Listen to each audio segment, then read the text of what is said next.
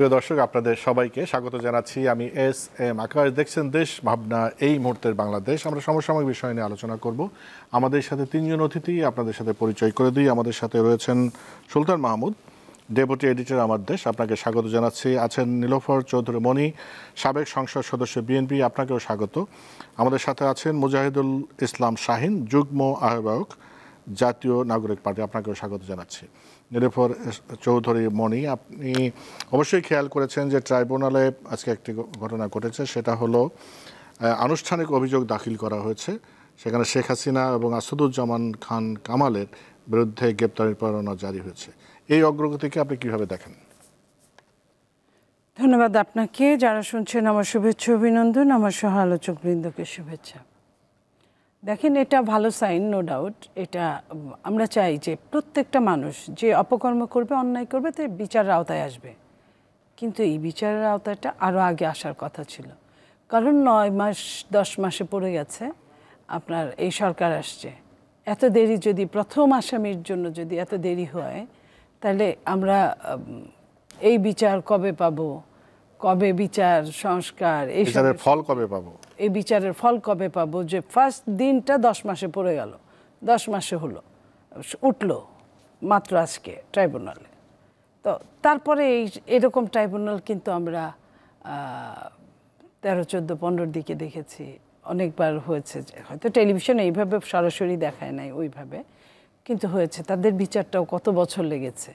তো সেই জন্য বলছি যে কিছু কিছু বিচার আছে, যেমন এই সরকার চেঞ্জ হওয়ার পরে 5ই আগস্টে বলা হয়েছিল, 5ই আগস্টকে প্রথমে ছাত্ররা বলেছিল যে এটা বিপ্লব। তারপরে আসছে অভ্যুত্থান, বিপ্লব থেকে নেমে নেমে। এরপরে অভ্যুত্থানেও অভ্যুত্থানের নায়করা খুব বেশি বেনিফিশিয়ারি হয় না, যেটা হয়েছে।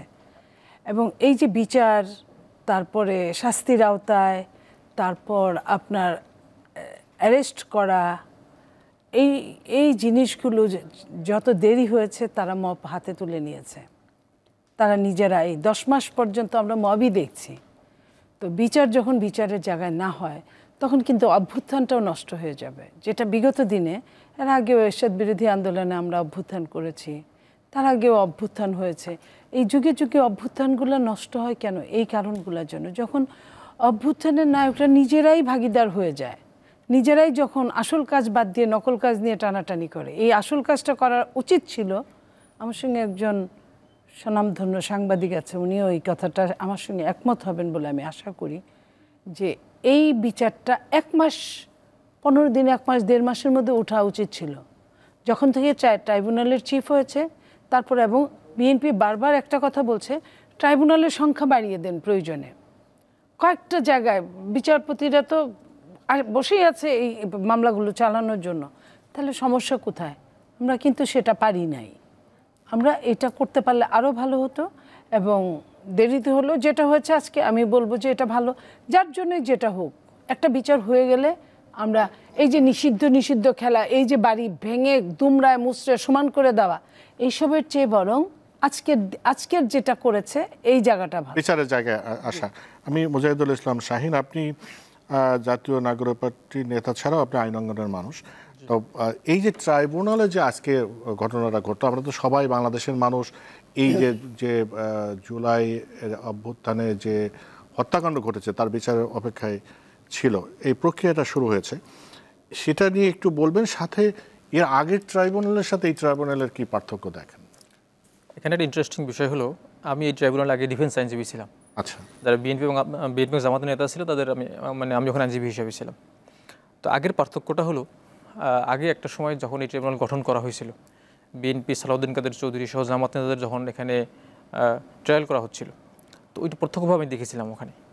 ওখানে ডিস্টর্টিং ওয়েতে কীভাবে সাক্ষীদের জবানবন্দি নেওয়া হতো, ওখানে হলো ফর্মাল চার্জ সাবমিশনের আগে কিভাবে কাকে কীভাবে ইনডাইরেক্ট করা হবে, এভাবে প্ল্যান করা হতো ওখানে। শুধু তাই না, আপনি দেখবেন এসকেপি কেলেঙ্কারিতে আমার দেশে আসছিল যেটা, যে আপনি আমি খারাই যাব, আপনি বসাই দিবেন। এভাবে করে করে জজদের সাথে সম্পর্ক রেখে কিভাবে এই মামলাটাকে, বিচারকে রাজনৈতিকভাবে ব্যবহার করা যায়, সেই কাজটা ওখানে হয়েছিল।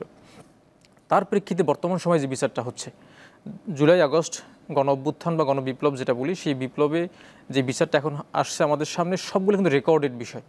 1971 সালে অনেক কিছু রেকর্ডেড ছিল না, পত্রপত্রিকা আসে নাই, স্থানীয় সাক্ষীর মাধ্যমে তারা এটা করার চেষ্টা করেছে এবং সাক্ষী বানিয়ে নিয়ে আসতে হয়েছে।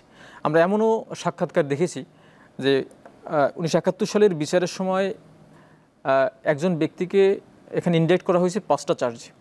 5টা চার্জে 1972 সালে মামলা হয়েছিল। সেই মামলায় সংশ্লিষ্ট ভিকটিমের ছেলেমেয়েরা মামলা করেছে। সেই মামলায় বর্তমান আসামির নাম ছিল না। এই 2012 সালে এসে ওই ব্যক্তিকে নতুন করে এই মামলায় আসামি করা হয়েছে। আপনি দেখবেন যে সেই মামলার রায়ে আমরা দেখলাম ট্রাইব্যুনাল, তৎকালীন ট্রাইব্যুনাল জমা দিয়েছে বা প্রসিকিউশন জমা দিয়েছে 72 সালের 5টা চার্জে তার নাম নাই, হঠাৎ করে এই 47 বছর বা 45 বছর পরে এসে তার নাম চলে আসছিল। তো এই বিচার আমরা দেখেছি। তার প্রেক্ষিতে যদি আমরা ইন কন্ট্রাস্ট দেখি, তাহলে আপনি দেখবেন কে হেলিকপ্টার থেকে গুলি করেছে।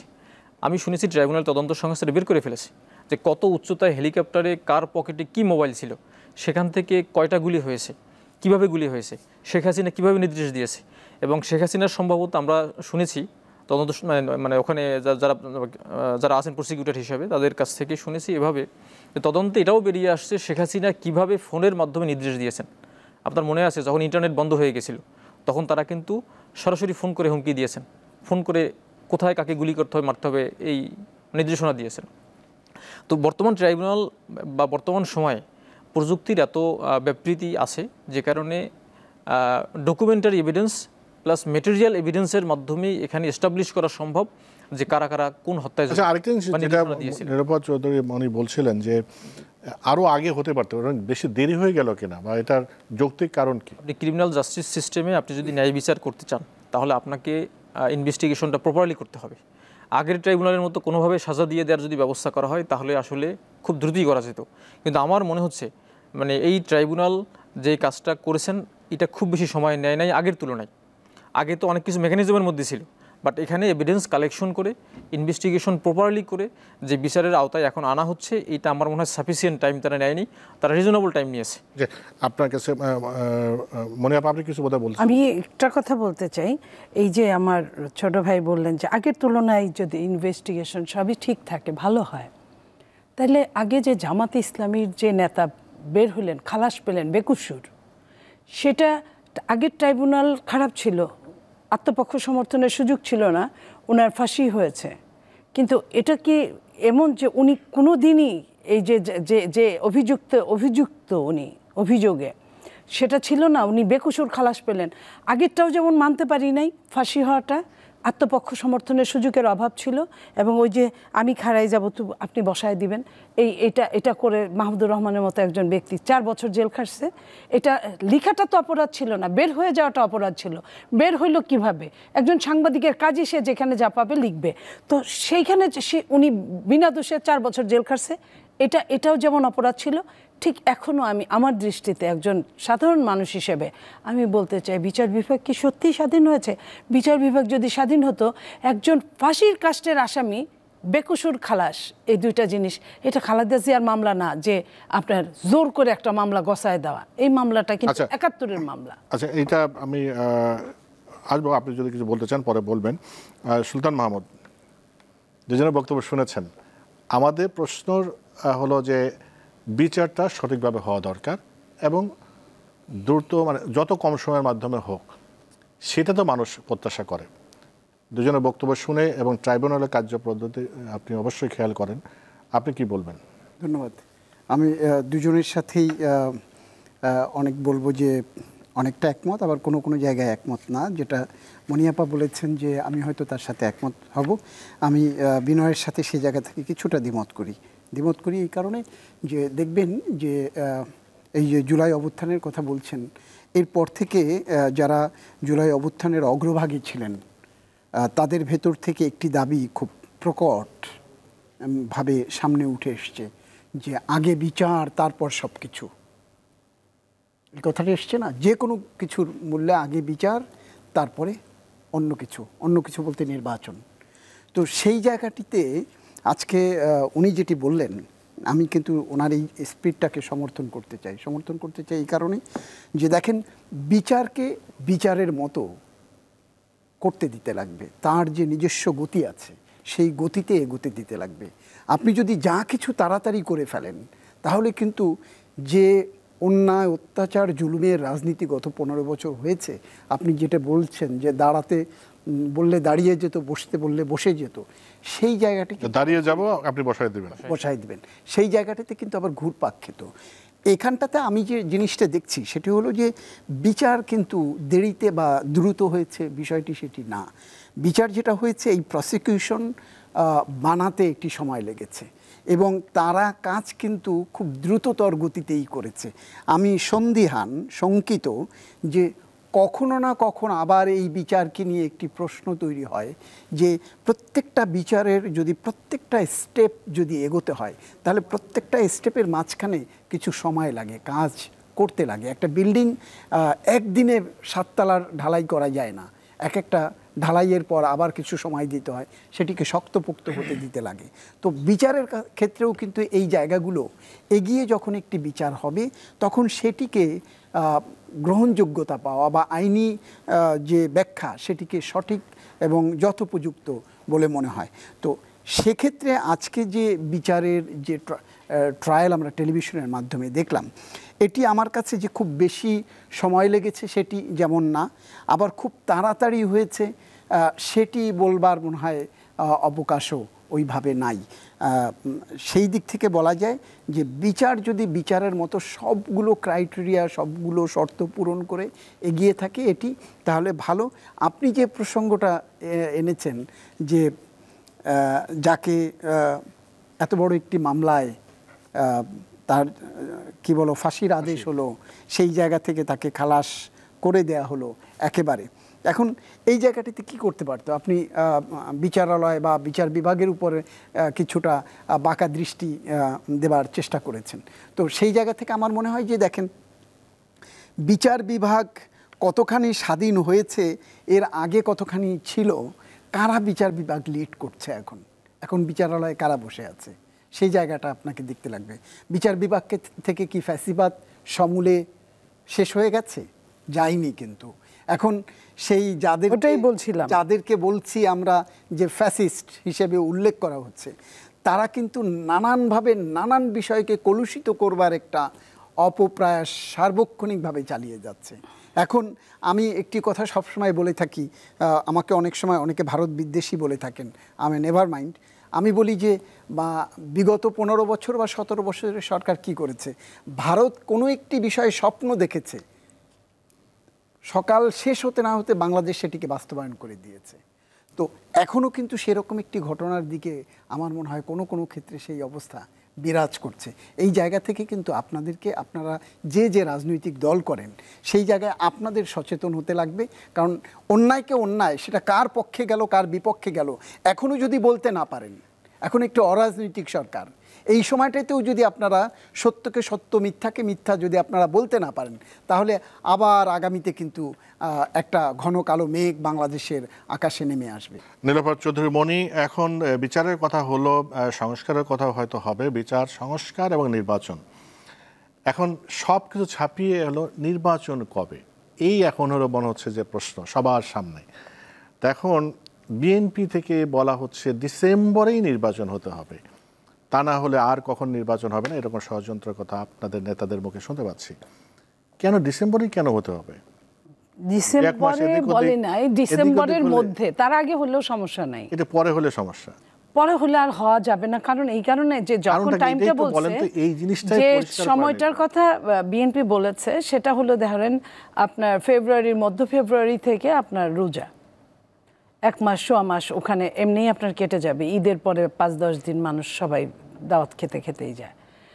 তারপরে হলো আপনার এসএসসি পরীক্ষা, এসএসসি পরীক্ষার পরে আপনার কুরবানি ঈদের পরে আপনার এইচএসসি পরীক্ষা, তারপরে বৃষ্টি, বন্যা, জলোচ্ছ্বাস, কালবৈশাখী ঝড়, এইসব সব কিছু মিলে আপনার সেপ্টেম্বর অক্টোবরের আগে আপনার এইখান থেকে ফ্রি হওয়া কোনোভাবেই সম্ভব না। তখন আবার পরীক্ষার একটা জাতাকল আছে, অন্য সমস্যা আছে। এখন আপনি মনে করেন যে এই সময়টা ছাড়া আবার নেক্সট ডিসেম্বর নভেম্বর ওই নির্বাচনের মৌসুম যেটাকে বলে, তা সেই টাইমটা বাংলাদেশে এই পর্যন্ত আপনার 100 বছরের ইতিহাস ঘাটেন, জুন মাস, জুলাই মাস, মে মাস, এরকম জুন মাসে একটা নির্বাচনই হয়েছে, সেটা বাধ্য হয়েছিল সেই সময়টায়। আপনি বুঝেন যে সময়টা কতটা ক্রুশিয়াল ছিল, কত লোকের প্রাণ গেছে, কত লোক এইখানে, আরেকটা এটা আন্দোলন, এবং কতদিন আপনার হরতাল করে সমস্ত দেশ কলাপস ছিল।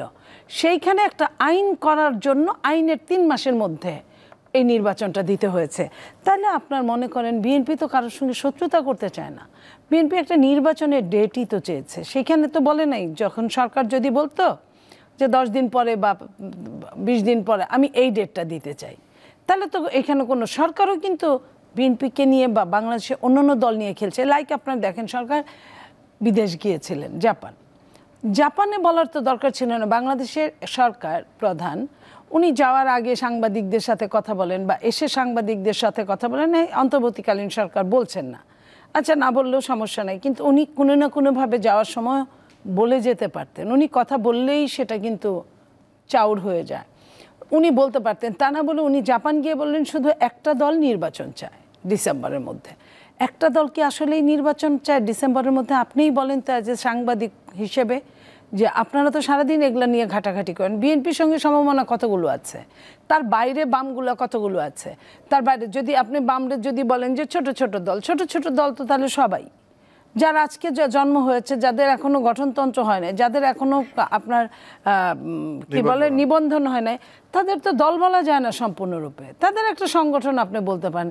একটা সংগঠন কিন্তু রাজনীতির বাইরেও হতে পারে, বিভিন্ন স্বার্থান্বেষী গোষ্ঠী মহলও কিন্তু একটা সংগঠন।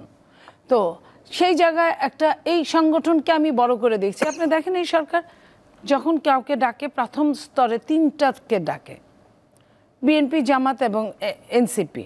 3টার মধ্যে দেখেন 2জনেরই যে কোনোভাবেই হোক নিবন্ধন নাই। জামাতের নিবন্ধন অনেক আগেই নাই, এখন অবশ্য পেয়ে গেছে। হ্যাঁ আজকে পেয়েছে। তো এই ছিল না। আমি এই যে বিগত দিনটার কথা বলছি, 9 মাসের কথা বললাম। তাহলে কেন সরকারের এই যে এক চোখে নীতি, এটা তো এই একচোখা নীতির জন্যই কিন্তু 5ই আগস্ট, একচোখা নীতির জন্যই কিন্তু এত মানুষের প্রাণ হারিয়েছে, এত মানুষের অন্ধ হয়েছে, এত মানুষ অর্ধেক কি বলে বিকলাঙ্গ, কেউ পূর্ণাঙ্গ বিকলাঙ্গ, কারো 2 পা সমস্যা, কেউ হাত হারিয়েছে, কারো চোখ হারিয়েছে, কারো ডাবল চোখ হারিয়েছে। তো এই যে এত কিছুর পরে এই যে একটা অভ্যুত্থান, তো সেটার পরেও যদি আমাদেরকে ওই মব দেখতে হয়, সেটার পরেও যদি আমাদেরকে সেই একচোখা নীতি দেখতে হয়, তাহলে তো এটা জাতির জন্য ভীষণভাবে দুঃখ। তার মানে এই জন্যই আপনারা মনে করছেন যে ডিসেম্বরে নির্বাচন না হলে বা না দেয়া হলে নির্বাচন আর সহসা না হতে পারে না, সহসা না হওয়ার জন্য উনি তো কোনো ডেট বলছেন না। একটা সরকার প্রধান আপনি দেখেন বিশ্ব আজকে কোথায়, উনি তো উন্নত বিশ্বের প্রতিনিধিত্ব করেন। ডিসেম্বর থেকে জুন এটাকে কোনো নির্বাচনের টাইম টেবল বলা হয় না। আপনি একটা নির্ধারিত সময় বলেন, ডেট বলেন। সমস্যা ঠিক আছে, আপনার কাছে আবার আসবো। আমি একটু মুজাহিদুল ইসলাম শাহিন, আপনি আপনাদের এনসিপির পক্ষ থেকে কি মনে করেন, আসলে ডিসেম্বরে বিএনপি নির্বাচন চাচ্ছে, আর সরকার এবং এনসিপি ডিসেম্বর থেকে জুনের মধ্যে হলে অন্যান্য কাজ সেরে হলে কোনো সমস্যা নেই, কিন্তু ডিসেম্বরে হলে কি সমস্যা? আপনাদের কোনো সমস্যা আছে? না, আমরা আমাদের দলের পক্ষ থেকে বলছি যে 3টা বিষয়, বিচার, সংস্কার, নির্বাচন, একটা হবে আর একটা হবে এরকম না, এটা পৌনপুনিকও হতে পারে। আপনি যদি সংস্কার কালকে করে ফেলেন, তো ডিসেম্বরে মানে কালকে বা 1 মাস 2 মাসের মধ্যে করে ফেলেন, তাহলে আপনি ডিসেম্বর নির্বাচন করেন, আমরা তো তাতে কোনো আমাদের আপত্তি নেই। সেক্ষেত্রে ডিসেম্বর আগে হলেও তো সমস্যা নেই। না আমাদের হল তাও সমস্যা নেই, কিন্তু আমাদের বিষয়টা হলো অন্য জায়গায়। সেটা আপনি সংস্কার করবেন হলো ইলেকটেড গভর্নমেন্ট এসে, এই কথাটার মধ্যে আমাদের সন্দেহ থাকে আর কি। আপনি দেখেন, আপনাকে আমি একটা এমপিরিক্যাল আপনাকে একটা তথ্য দিই বা স্টাডিজের মাধ্যমে বলি, সেটা হলো যে শেখ মুজিবুর রহমান 1972 সালে ক্ষমতা গ্রহণ করার পরে 1975 সালের 15ই আগস্ট তখন যে নিহত হলেন, এর পরবর্তীতে নিহত হওয়ার পর থেকে কার্যত দেশ চালিয়েছে প্রেসিডেন্ট জিয়াউর রহমান সাহেব। তখন তিনি প্রেসিডেন্ট হন নাই, বাট কার্যত আর কি। এখন এই 4.5 বছরের সরকারের, শেখ মুজিবের সরকারের পরে তার 15ই আগস্ট থেকে পরবর্তী নির্বাচন হলো 18ই ফেব্রুয়ারি 1979। এখানে আপনি দেখেন প্রায় 3.5 বছর। তো শেখ মুজিবের 4 বছর শাসনের যে জঞ্জাল তৈরি হয়েছে, তার পরবর্তীতে আবার যখন জিয়াউর রহমান সাহেব ইলেকশন দিলেন তার পার্টি গঠন করার পরে, সেখানে কিন্তু 3.5 বছর সময় তিনি নিয়েছেন সংস্কারের জন্য। সেই সংস্কারের পরে কিন্তু 1979 সালের 18ই ফেব্রুয়ারি আপনার নির্বাচন হয়। আপনি দেখেন শেখ হাসিনার 17 বছরের যে জঞ্জাল তৈরি করেছেন, প্রত্যেকটা প্রতিষ্ঠান ধ্বংস করে দিয়েছে, এমন কোথাও নাই যেখানে তিনি তার প্রাতিষ্ঠানিক কোনো অবস্থান মানে এখন পর্যন্ত আছে আর কি। তো সেখান থেকে যদি আপনি সংস্কার না করেন, তাহলে আপনার মৌলিক সংস্কার না হলে এই দেশ তো আবার একটা ফেসিবাদের দিকে চলে যেতে পারে, সেটা যেই আসুক না কেন, সেটা যদি জামাত আসে, বিএনপি আসে, যাই আসুক না কেন। এখন আমাদের বক্তব্য হলো যে মানুষজন এই 1400 মানুষ জীবন দিয়েছে, 1400 ছাত্র জনতা জীবন দেওয়ার পরবর্তীতে প্রায় 22,000 ছাত্রজন আহত হয়েছে। সেই ফেসিবাদের দিকে যদি আবার চলে যায়, বা সেই ফেসিবাদ যদি একই রকম থেকে যায়, আবার যদি রাতের ভোট হয়, আবার যদি কারচুপির ভোট হয়, তাহলে আমাদের এই জীবনগুলো তো একদম মানে কেবল বৃথা হয়ে গেল আর কি। এজন্য আমরা বলছি যে সংস্কার করেন, কিন্তু আপনি যদি সংস্কার 4 মাসে করতে পারেন, আপনি ডিসেম্বরে ইলেকশন দেন, তার আগে দেন, কোনো সমস্যা নেই। কিন্তু ধরুন আপনার কথাই যদি ধরি, তাহলে ধরুন সংস্কারের একটা রোডম্যাপ থাকবে, বিচার তো বিচারের মতো চলবে। এটা তো আসলে রোডম্যাপ দেওয়া খুব কঠিন, কারণ বিচারের একটা কতগুলো কাঠামোগত বিষয় আছে, কিন্তু সংস্কারের একটা তো রোডম্যাপ দেওয়া যেতে পারে, এবং তার সাথে লিঙ্ক করে নির্বাচনের একটা রোডম্যাপ হতে পারে। কিন্তু সেখানে সরকার কেন এই এতগুলো দলের এত কথাবার্তার পরেও সরকার কেন এই রোডম্যাপটা দিতে ব্যর্থ হচ্ছে? এখানে আপা এবং সুলতান ভাই আছেন, আপনারা নিশ্চয়ই জানেন যে 11টা কমিশন হয়েছে। 11টা কমিশন কিন্তু রিপোর্ট দিয়েছে, রিপোর্টের পরবর্তীতে ঐক্যমত কমিশন হয়েছে। ঐক্যমত কমিশন নিরলসভাবে কাজ করে যাচ্ছে, তারা সব দলের সাথে কথা বলছে, তারপরে একটা ফাইনাল তাদের একটা মানে পেপার প্রেজেন্ট করবে যে এই বিষয়ে এই সংস্কারগুলো দরকার। তো আপনি যদি এই ঐক্যমত কমিশনকে যদি সময় না দেন, সময় দেওয়ার পরবর্তীতে তারা যে প্রস্তাবগুলো দিবে, সেই প্রস্তাবনার প্রেক্ষিতে সংস্কার হওয়ার পরে তো নির্বাচন হতে হবে। এখন আপনি যদি এখন এইটা এখানেই থামিয়ে দেন, তাহলে তো আর সংস্কারটা হচ্ছে না। আপনাকে একটা ইন্টারেস্টিং তথ্য দিই আমি, সেটা হলো আপনি দেখেন এই দেশের প্রত্যেকটি রাজনৈতিক দল স্বাধীনতার পর থেকে বলেছেন যে বিচার বিভাগ পৃথক হতে হবে, কিন্তু কোনো রাজনৈতিক দল ক্ষমতায় থাকা অবস্থায় না আওয়ামী লীগ না বিএনপি কেউই করে নাই। পরবর্তী কখন হলো?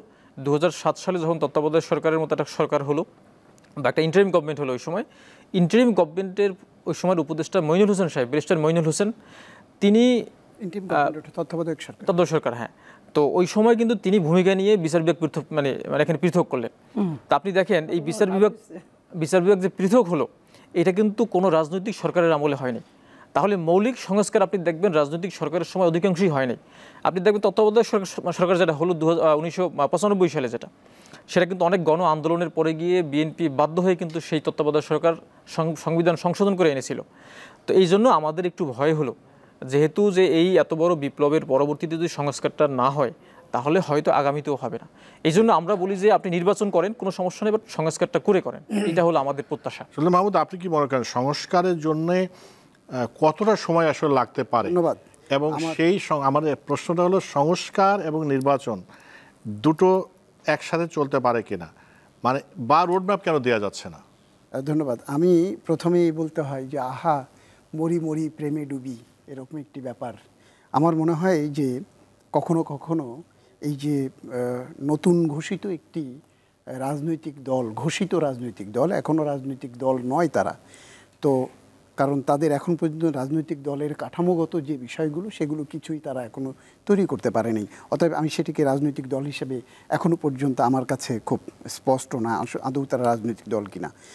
দেশের কল্যাণ, দেশের সংস্কার, দেশের ভবিষ্যৎ কি শুধু তারাই ভাবছেন? না, এটি ভাববার জন্য দেশে অন্যান্য রাজনৈতিক দল এবং অংশীজনরা আছেন, সে বিষয়টিকে মাথায় রাখতে লাগবে। এখনকার প্রেক্ষাপটে যেটি দৃশ্যমান সেটি মনে হচ্ছে যে শুধুমাত্র এই রাজনৈতিক দলটি বা সরকারের ভেতরের একটি অংশ যারা বাইরে রাজনৈতিক দল গঠন করেছে তারাই শুধুমাত্র সংস্কারটা চায়, দেশের ভবিষ্যৎটা চায়। যে বিষয়টি এনসিপি নেতা বললেন সেটি হলো যে জুডিশিয়ারি সেপারেশনের কথা আপনি বলছেন। ইয়েস, 2007 সালে জুডিশিয়ারি সেপারেশন হয়েছিল ঘটা করে, কিন্তু সেটি অরাজনৈতিক সরকারের সময় হয়েছিল। সেটি কি পরে আর কার্যকর ছিল? এখন কার্যকর হয়েছে? মানে কার্যকর তো হয়নি। বাস্তবে কার্যকর আছে, মানসিকভাবে যদি তার বাস্তবে তো কার্যকর হয়নি। সেটি যদি হতো গত 15 বছর শেখ হাসিনা জগদ্দল পাথর চেপে থাকতে পারতো না। সেটিকে বরং জুডিশিয়ারি সেপারেশনের বাইরে গিয়েও জুডিশিয়ারি ডিপার্টমেন্টকে যখন যেভাবে খুশি রন্ধনশালার যে সহকর্মী তার মতো ব্যবহার করা হয়েছে জুডিশিয়ারিকে। তাহলে সেই সেপারেশন করে লাভ কি? যে জিনিসে ঐকমত্য তৈরি হবে না, জনসমর্থন তৈরি হবে না, তেমন কোনো কিছু করে বাংলাদেশের মতো দেশে সেগুলোকে হজম করবা বা ইমপ্লিমেন্ট করবার মতো অবস্থা কিন্তু এখন মানুষের মধ্যে আসে নাই। আরেকটি জায়গা হচ্ছে আপনি যেটি বলছিলেন যে সে কি বলে নির্বাচন এবং সংস্কার একসাথে চলতে পারে কিনা, উনি যেটি শুরুতেই বললেন যে বিচারটি একটি সময়ের ব্যাপার এবং সেই ক্ষেত্রে সংস্কারও কিন্তু সময়ের ব্যাপার। কোনো সংস্কারই চাপিয়ে দিয়ে কোনো সংস্কার হবে না বাংলাদেশের প্রেক্ষাপটে, অন্য কোথাও হয়নি, কোনো এক্সাম্পল নাই কোথাও যে চাপিয়ে দিয়ে কোনো সংস্কার হয়েছে। এবং এই সরকারের ভেতরে যারা সিনিয়র উপদেষ্টা যারা আছেন তারা কিন্তু দায়িত্ব নেবার পরপরই বলেছেন সংস্কারের একটি 3টি ধাপ, একটি হলো শর্ট টার্ম, একটা মিড টার্ম, একটা লং টার্ম। উপদেষ্টারা ভেতর থেকেই বলেছেন, আরও 4-5 মাস আগেই বলেছেন, কি বলেছেন যে আমরা শর্ট টার্ম সংস্কার যেটি সেটি করে যাব, আর মিড টার্ম এবং লং টার্ম যে সংস্কার সেটির ফুটপ্রিন্ট রেখে যাব, নির্বাচিত সরকার এসে সেটিকে ইমপ্লিমেন্ট করবে। স্পষ্ট সরকার সেটাই তখন মতো কমিশন করছে, সেটি তো সরকারের পক্ষ থেকে স্পষ্ট। এবং উনি যেটা বললেন যে 11টি কমিশন করেছে এবং 11টি কমিশন কিন্তু তাদের রিপোর্ট জমা দিয়েছে। সেখানটাতে জাতীয় ঐক্য কমিশন ঐকমত্য কমিশন একটি গঠন করা হয়েছে। সেই জাতীয় ঐকমত্য কমিশনের পক্ষ থেকেও একজন বলেছেন, বদিউল আলম মজুমদার, যে জুলাইয়ের মধ্যে জাতীয় সনদ স্বাক্ষর করতে পারলে নির্বাচনে আর বাধা নেই, ডিসেম্বরে বাধা থাকছে না আর। তো জুলাইয়ের মধ্যে এখন যদি এই জাতীয় সনদ যেটিকে আমরা বলছি সেটিকে জুলাইয়ের মধ্যে সবার যে ঐকমতের কথা বলছেন, ম্যাক্সিমাম ইস্যুতে কিন্তু ঐকমত হয়ে গেছে, বেসিক কয়েকটি জায়গায় ঐকমত হয়নি। এবং বাংলাদেশের আপনি গণতন্ত্রের কথা বলবেন, ভিন্ন জনের ভিন্ন মত থাকবে, সেটি তো গণতন্ত্র। তাহলে সবাই যদি এক জায়গায়, ওই জায়গাটা তো আমার যে প্রশ্নটা সেটা হচ্ছে যে জুলাই বা আগস্ট, আমরা যদি সরকার যদি বলে আগস্টের মধ্যে রাজনৈতিক দলগুলোর সাথে কথা বলে যেখানে যেখানে ঐকমত্য হয় সেখানে আমরা সেগুলো করব, বাকিগুলো রেখে দেবো রাজনৈতিক দলের জন্য, আর আমরা ডিসেম্বরে সময় হলে ডিসেম্বরে করবো, নাহলে জানুয়ারিতে করবেন, কোনো সমস্যা নাই। কিন্তু রোড ম্যাপটা কেন হচ্ছে না, আমি সেই জায়গাটাতে আমি এক লাইনে শেষ করি। সেটি হলো, দেখেন সরকারের পক্ষ থেকে আমার কাছে মনে হয়েছে সরকারের ভেতরেই বা সরকারের অংশ হিসেবে যারা সরকারের বাইরে আছেন, সরকারের ভেতর থেকে বাইরে এসে যারা রাজনৈতিক দল করেছেন, তাদের মধ্যে একটি একরোখা মনোভাব তৈরি হয়েছে। না, আমরা যেটা বলেছি সেইটাই করতে হবে, কারণ বল এখন আমার কোর্টে, আমি যেভাবে থ্রো করবে সেইভাবেই যেতে লাগবে, এরকম একটা। কারণ আপনি দেখবেন যে দেশের 49টা এখন রাজনৈতিক দল নির্বাচন কমিশনে নিবন্ধিত। একটি জাতীয় পত্রিকা প্রত্যেকটি দলের সাথে কথা বলে একটি আউটলাইন বের করেছে, সেখানটাতে 35টি দল সরাসরি এখন ডিসেম্বরের মধ্যে নির্বাচন চায়, কেউ কেউ অগাস্টেই চায়, কেউ কয়েকটি দল মৌনতা অবলম্বন করেছে, কয়েকটি দলকে খুঁজে পাওয়া যায়নি। তাহলে সরকার প্রধান যিনি বাইরে গিয়ে বললেন যে একটি মাত্র রাজনৈতিক দল নির্বাচন চায়, আমি তো বলতে চাই একটি মাত্র রাজনৈতিক দল যারা ঘোষণা করেছে দলে এখনও রূপান্তর নেয়নি এবং সরকারের ভেতরের কেউ কেউ তারা মিলে এই এক পক্ষ শুধু নির্বাচন বিলম্বিত করতে চাচ্ছে, অন্য সব পক্ষ নির্বাচন দ্রুততর সময়ের মধ্যে নির্বাচনের মধ্য দিয়ে গণতন্ত্রকে সুসংহত করা, গণতন্ত্রকে প্রতিষ্ঠিত করবার জন্য সবাই উন্মুখ হয়ে আছে একটি ভোট উৎসবের জন্য। জি, শাহিন এই পয়েন্টটা মনে রেখেন, আপনাকে যখন আসবো তখন আপনি উত্তর দিতে পারবেন। আমি নীলোফার চৌধুরী মনি, মব নিয়ে আপনি কথা বলছেন, মব নিয়ে একটা প্রশ্ন করি। সেটা হচ্ছে আপনি রংপুরে দেখেছেন যে জাতীয় পার্টির এক নেতার বাসায় ভাঙচুর হামলা হয়েছে, সেখানে সেনাবাহিনীও গিয়েছিল। এই যে মব, আমরা বিভিন্ন জায়গায় মব দেখেছি, এখনও এই 9 মাস পরে মব কিভাবে টিকে থাকে, আপনি কি বলবেন? সেটা তো আমাদেরও প্রশ্ন। আমরা তো এই কথাটা অনেক দিন যাবৎ বলছি, বলেই তো আমরা আসলে তাদের বিরাগভাজন হচ্ছি। আমরা যখন সত্যি কথা বলি, যেমন সরকার যখন আসলো তখন এই ছাত্ররা ব্যারাকে ফিরে যাবে, এটা আমরা খুব চেয়েছিলাম, ওরাই রাজনীতি করবে, এই দেশ ওরাই চালাবে। কিন্তু কিছুদিন পর ওদের যথাযোগ্য অভিজ্ঞতা হওয়ার পরে সেটা না করে যখন আমরা যে সময়টা ছাত্র রাজনীতি করতাম ওই সময়টায় ওরা মূল দলের রাজনীতিতে আসলো। প্রবলেমটা কিন্তু এই জায়গায়, না তারা খাপ খাওয়াতে পারছে, না আমরা খাপ খাওয়াতে পারছি। এই যে তাদের বিহেভিয়ার কিন্তু ছাত্রদের চেয়েও নিচে, নিম্নমানের। এই যে মবটা করছে, কিন্তু তারা পরিচিত হচ্ছে কিন্তু মূল দলের সাথে। আমরা স্টেপ বাই স্টেপ, আমার উত্থানটা কিন্তু ছাত্র দল থেকে, তো ছাত্র দলের কর্মী হিসেবে আমার উত্থান, তো সেইখান থেকে এই পর্যন্ত এসেছি। তো সেইখানে আমি তো আমার অতীতটার দিকে ফিরে তাকাই, যখন ওদের দিকে তাকাই নিশ্চয়ই আমার ভালো লাগে না, লাগার কথা না। আমি কিন্তু আমার কথা বলছি না, আমি সমস্ত বাংলাদেশের একটা চিত্রের কথা বলছি। তো সেই জায়গায় ওরা আমাদের সন্তান, আমরা ওদেরকে, ওদের জন্য যে সুকান্ত বলেছে না, এসেছে নতুন শিশু, তাকে ছেড়ে দিতে হবে স্থান। আমরা তো তাদের জন্য স্থান ছেড়ে, আমি চাই বা না চাই ছাড়তে হবে। আমরা তো সেই জন্যই তাদেরকে যোগ্য করতে চাই যে আজকের সন্তান যেন আগামী দিনে রাষ্ট্রনায়ক হিসেবে শিক্ষিত, অভিজ্ঞ সব কিছু হয়। তাদের এই শিখানো কয়েকটা বুলি 2 বছর 1 বছর আপনার ওরিয়েন্টেশন করালো কেউ বা কারা, সেটার উপর তারা একটা রাষ্ট্র চালাবে, এটা হতে পারে না, এটা হয় না। মুখস্থ বুদ্ধি দিয়ে রাজনীতির অভিজ্ঞতা লাগে। আমি যেভাবে এরশাদ বিরোধী কথা বলতে পারবো, আপনি যেভাবে পারবেন, সুলতান ভাই যেভাবে পারবে, ও কিন্তু পারবে না। কারণ ওর যখন জন্ম যতটুকু হয়েছে, ও হয়তো তাইরে নাইরে করে হয়তো ছোট বাচ্চা ছিল যদি জন্ম হয়ে থাকে, ওর দ্বারা সম্ভব না, ওর বই পড়ে কথা বলতে হবে। তো এখন কথা হলো যে আমরা এটা চেয়েছি, ওরা করে নাই দেখে দেখেন আজকে একটা ঘটনা ঘটার পরে মব যখন থাকার কথা ছিল 2 দিন 4 দিন 5 দিন, একটা অভ্যুত্থানের নিয়ম, তাই আমরা আরেকটা অভ্যুত্থান দেখে এসেছি এরশাদ বিরোধী।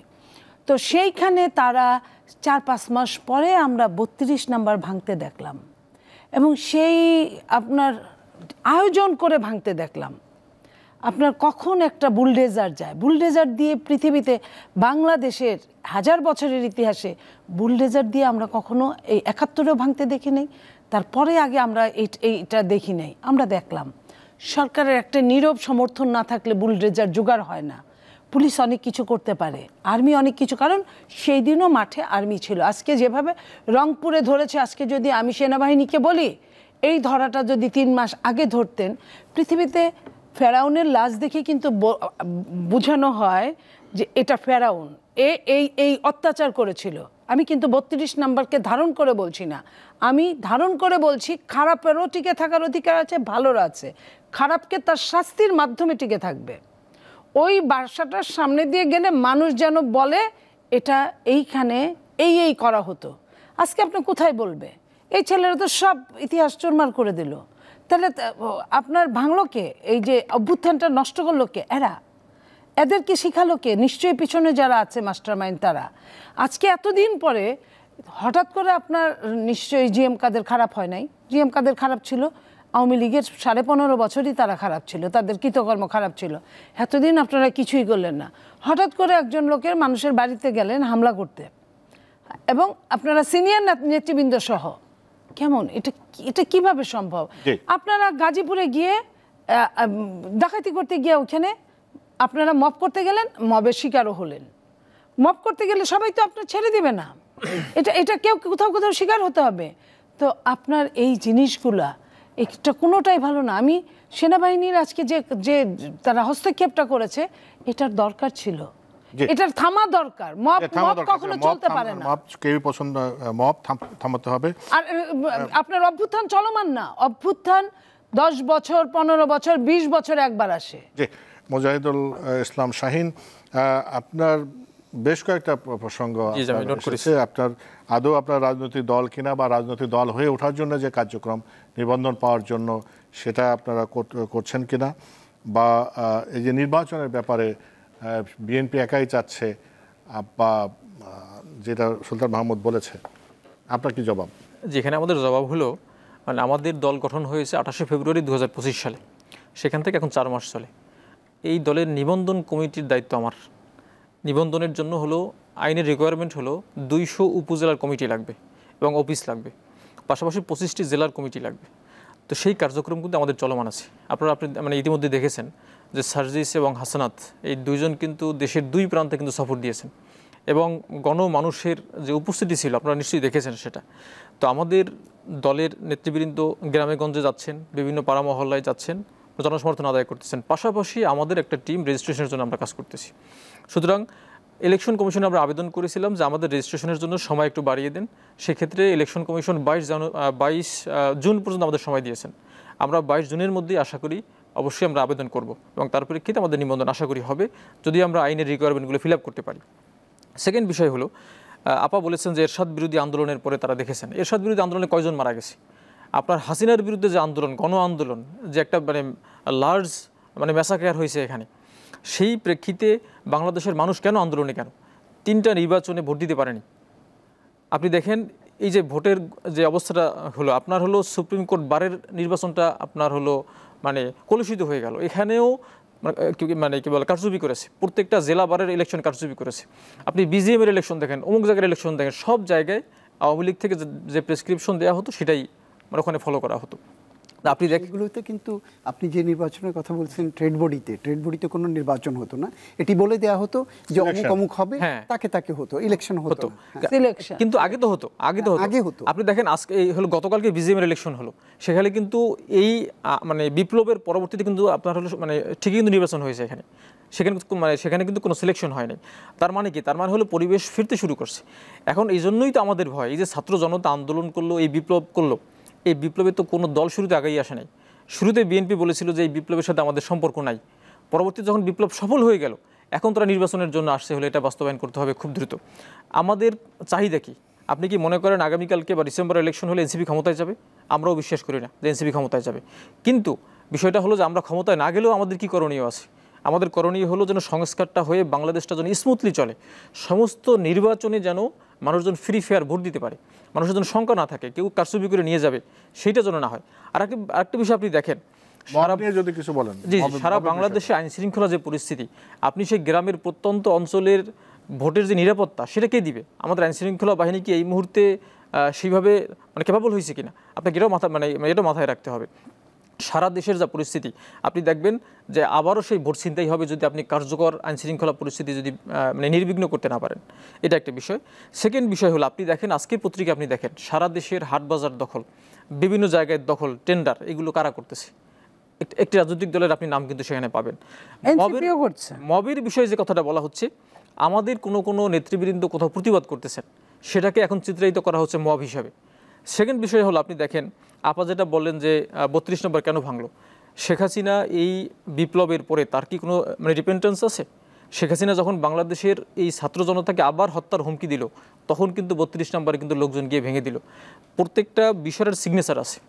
শেখ হাসিনার স্বৈরাচারের বা তার ফ্যাসিজমের কিন্তু সিগনেচার কয়েকটা জায়গায় আছে। তার মধ্যে একটা ছিল হলো আপনার মানে গণভবন, সংসদ ভবন 32 নম্বরে অন্যতম ছিল। গণভবন, সংসদ ভবনে কিন্তু মানুষজন জিদের কারণে, ক্ষোভের কারণে ওখানে ঢুকে গেছে। ওখানে কিন্তু তারা গিয়ে ওখানে লুটপাট করবে, এই জন্য কিন্তু যায়নি। হাসিনা ওখান থেকে গেছে, হাসিনা ওখানে ছিল, সুতরাং আমরা ওখানে গিয়ে দেখি কী অবস্থা। শেখ হাসিনা যখন 32 নম্বর ভাঙা হলো, তার আগে কিন্তু সে কিন্তু উস্কানি দিয়েছিল। আপনি দেখেন জিএম কাদের গত কয়েকদিন যাবৎ কীভাবে কথা বলতেছেন, তার বাড়িতে কিন্তু জনতা বিক্ষুব্ধ হয়ে গেছে। কেন গিয়েছে?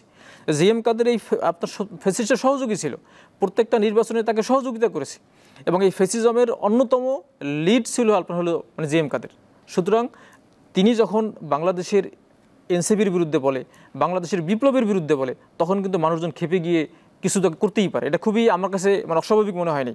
বাট জিএম কাদেরদের তাদের উচিত হলো বাংলাদেশের বর্তমান প্রেক্ষাপট বিবেচনা করে কথা বলা। জি, আমি শেষ করব সুলতান মাহমুদ আপনার কথা দিয়ে, যেটা হলো মব নিয়ে মুজাহিদুল ইসলাম শাহীন যেগুলো বলেছেন সেটা নিয়ে আপনি একটু বলবেন। একই সাথে শেষ করতে চাই আপনার একটা মন্তব্য দিয়ে, সেটা হলো এই যে বিএনপি এবং অন্তর্বর্তী সরকারের ভিতরে যে দ্বান্দ্বিক সম্পর্ক, এইটা তো আমরা বাংলাদেশের মানুষ কেউ বোধহয় প্রত্যাশা করে না। আমরা একটা সুন্দর নির্বাচনের দিকে যেতে চাই ধাপে ধাপে। এই জায়গাটা আসলে কি মেরামত করার জায়গা কি আমরা হারিয়ে ফেলছি কিনা? ধন্যবাদ। প্রথমে আপনি মবের কথায় আসি। দেখেন শাহীন যেটি বলেছেন যে হামলাগুলো হচ্ছে সেগুলো জনতা গিয়ে হুমড়ি খেয়ে পড়ছে, কিন্তু আপনি যদি দেখে থাকেন এই যে হামলা যেগুলো এখন কেউ মব হিসেবে বলছে, আমি ঠিক সবাই সব কিছুকে মব হিসেবে দেখতে চাই না।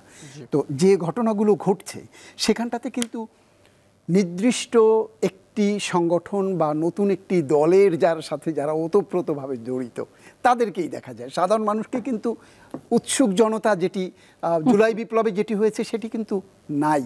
আপনি যেটি শুরুতে বলছিলেন যে আন্দোলনে বা বিপ্লবে সমর্থন বিএনপির ছিল না, বলছেন বিএনপি নেত্রী কীভাবে নেবে জানি না, বাট আমরা মাঠের গণমাধ্যম কর্মী তো। আমি কিন্তু একটি জিনিস আগাগোড়া বলে এসেছি, আন্দোলন হয়েছে গত 16 বছর। সেই আন্দোলন ঘুরপাক খেতে খেতে নানানবার সামনে এগিয়েছে, 3 পা এগিয়েছে, 4 পা পিছিয়েছে, এমন একটি পর্যায়ে এসে এই কোটা বৈষম্যের যে আন্দোলন সেটি সামনে চলে এসেছে। এবং এই কোটার যারা এই যে এখনকার যারা এই আন্দোলনের অগ্রভাগের সৈনিক, তারা কিন্তু 16 বছরের যে জোগাড় করা কাঠ খড় কুটো সব একত্রিত হয়েছে, সেখানে জাস্ট স্পার্কিং একটা লাইন বলি, নো নো নো, বিএনপি তখনো মাঠে। আমি বলছি বিএনপি যদি এই লাইনটা না বলতো, সরকার কিন্তু বিএনপি কে ধরপাকড় করলে আন্দোলন কিন্তু দমে যেত। আপনাদের পলিটিক্যাল স্ট্র্যাটেজি, সব জায়গায় বিএনপি, সেটি আপনাদের পলিটিক্যাল স্ট্র্যাটেজি। আমি যেটি বলছিলাম শাহীন, সেটি হলো শেষের দিকে সবাই আসছে বলছেন, তো আমি আবার সেইখান থেকে একটু দূরে যেতে চাই। সবাই ছিল যে যার অবস্থান থেকে ছিল, কিন্তু যখন জুলাই বিপ্লবের এই অগ্রভাগের সৈনিক যারা আপনারা এখন এনসিপিতে যারা এসছেন, তারা কিন্তু, আমি তাদেরকে ওই ক্রেডিটটি দিতে যাই যে স্পার্কিংটা করতে পারছিল না, কিন্তু এই জুলাই বিপ্লবের অগ্রভাগে এখন যারা ছিলেন তারা স্পার্কিংটা করেছেন, স্যালুট তাদেরকে। কিন্তু তারা কিন্তু তাদের ওই যে অর্জন, সেটিকে নানান কর্মকাণ্ড দিয়ে মানুষের কাছ থেকে আবার দূরে সরে যাচ্ছে। এই যে আপনি জিএম কাদেরের কথা বলছিলেন, শেখ হাসিনার দোসর ছিল তার সাথে, দেখেন এরশাদের সময়, এরশাদ যখন জেলে, তখন আওয়ামী লীগ এরশাদকে গলার ভিতরে বর্ষি ঢুকিয়ে যতগুলো দাবি ছিল সরকারের পক্ষে 96 থেকে 2001 সবগুলোকে কিন্তু আদায় করেছে, জেলে ঢুকিয়েছে, বের করেছে। এই গত যদি আপনি 12 থেকে বা 9 থেকে যদি 24 পর্যন্ত দেখেন, এই বিএনপিকে ভাঙতে বারবার উদ্যোগ নিয়েছে সরকারের নানান এজেন্সি, নানান উদ্যোগ বা নানান প্রচেষ্টা ছিল, পারে নাই। কিন্তু জাতীয় পার্টিকে পেরেছে কেন? জাতীয় পার্টির এখানে 3টা গ্রুপ ছিল, কাকে রাখবে কাকে, যে যাবে না তাকে সরিয়ে দিয়েছে। কখনো রওশন এরশাদ, কখনো বিদিশা, কখনো জিএম কাদের। এদেরকে তো তুরুপের তাস হিসেবে ব্যবহার করা হয়েছে। আমি বলতে চাই না যে তারা ইচ্ছায় করে নাই বা অনিচ্ছায় করেছে, সেটা বলতে চাই। তো এই জায়গা থেকে কিন্তু তাদেরকে ব্যবহার করা হচ্ছে। আজকে তাদের উপর হুমড়ি খেয়ে পড়লাম, এরকম তো অনেকে ছিল, সেই জায়গায় কিন্তু আমরা যাইনি।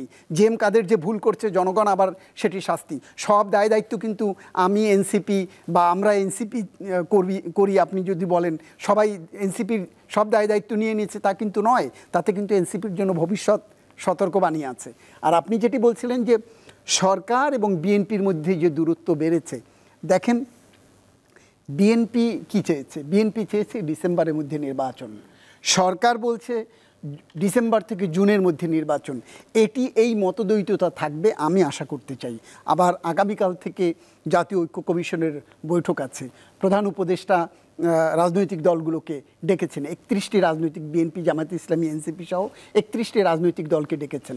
এবং যেটি জাতীয় ঐক্য কমিশনের মধ্য থেকে বলা হচ্ছে, যদি জুলাইয়ের মধ্যে এই জুলাই যে ঘোষণাপত্র সেটি যদি চূড়ান্ত হয়ে যায়, তাহলে ডিসেম্বরের মধ্যে নির্বাচন হতে বাধা নেই, এটি বলেই দিয়েছেন।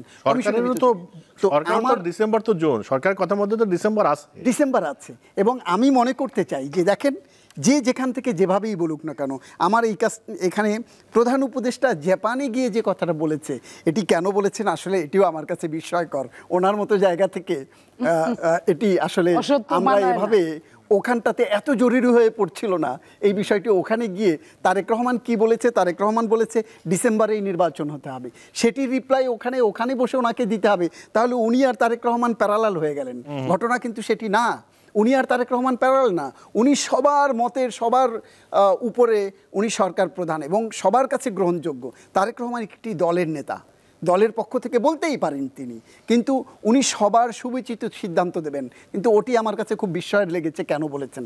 আমি আশা রাখতে চাই যে এই যে মতদ্বৈততা, মত পার্থক্য, এটির একটি সুরাহা হবে এবং সবাই এসে একটি জায়গায় একমত হবে এবং দেশের স্বার্থে, গণতন্ত্রের স্বার্থে এবং এই যে ফ্যাসিজম বিদায় হয়েছে সেটি যাতে আর ফিরে না আসতে পারে, সেই লক্ষ্যে সবাই ঐক্যমতে পৌঁছাবে এবং সুনির্দিষ্ট একটি সময়ের মধ্যে হোক, সেটি ডিসেম্বর অথবা জানুয়ারি অথবা ফেব্রুয়ারি, এর মধ্যেই একটি নির্বাচন হয়তো আমরা দেখতে পারবো, সেই অপেক্ষা আমি করতে চাই। যে অনেক ধন্যবাদ। আজকে শেষ করতে হচ্ছে। সুলতান মাহমুদ অনেক ধন্যবাদ, নীলোফার চৌধুরী মনি আপনাকে অনেক ধন্যবাদ, মুজাহিদুল ইসলাম শাহীন আপনাকে অনেক ধন্যবাদ। প্রিয় দর্শক, আপনাদেরকে অনেক ধন্যবাদ আমাদের সঙ্গে থাকার জন্য। দেখলেন দেশ ভাবনা, এই মুহূর্তের বাংলাদেশ।